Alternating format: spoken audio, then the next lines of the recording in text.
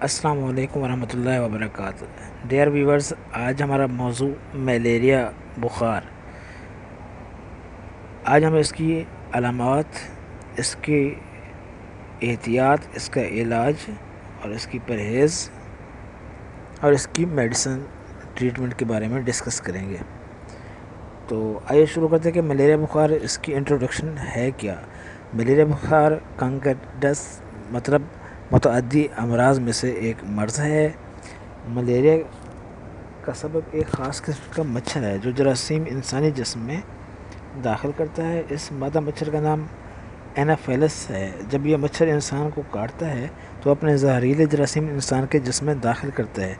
جس شخص کی قوت مدافعت یعنی امیونٹی کمزور ہوتی ہے اس کو فوراً ملیریا ہو جاتا ہے۔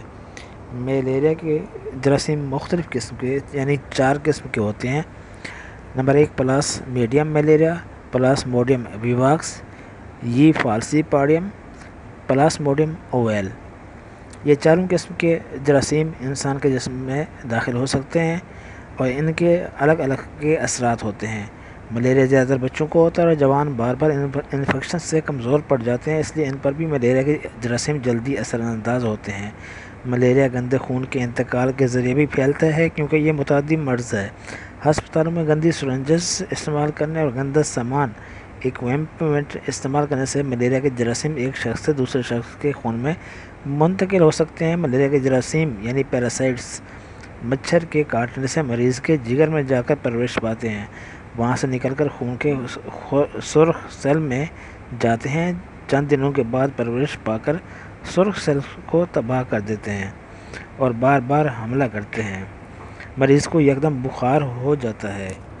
تو اس کی جو علامات ہوتی ہیں، ملیریا کی علامات کی بات کریں تو ملیریا کی علامات آپ کو بتاتے چلیں کہ انسان کو ہر دوسرے، تیسرے یا چوتھے دن بخار ہو جاتا ہے، کیونکہ چاروں قسم کے جو جراثیم ہوتے ہیں، کچھ جراثیم 12 گھنٹے بعد، کچھ 24 گھنٹے بعد، کچھ 48 گھنٹے بعد اور کچھ 72 گھنٹے بعد انسان کے جسم پر اثر انداز ہوتے ہیں۔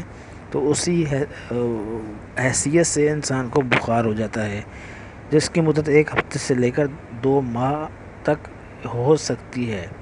بعض اوقات اگر علاج نہ کریں تو 1 سال تک بھی یہ بخار انسان کو لگتا رہتا ہے۔ تو علامات میں سے جو بیسک علامت ہے وہ انسان کو سردی لگتی ہے، آہستہ آہستہ بخار 100 ڈگری سینٹی گریڈ سے 105 تک بڑھ جاتا ہے۔ اس دوران مریض کو قے آنا شروع ہو جاتی ہے، دل کی گھبراہٹ ہوتی ہے، جسم ٹوٹنے لگتا ہے، سردی شدید لگتی ہے۔ انسان کبھی کبھار اپنے آپ کو صحت مند محسوس کرتا ہے، لیکن امیونٹی کیونکہ قوت مدافعت اس میں کم ہو جاتی ہے، اس لیے اس کا علاج فوری کیا جانا چاہیے۔ اب ملیریا کی تشخیص کیسے ہوتی ہے؟ تو اس کے لیے لیبارٹری ٹیسٹ کروایا جا سکتا ہے جس سے اس کا پتہ چلایا جا سکتا ہے۔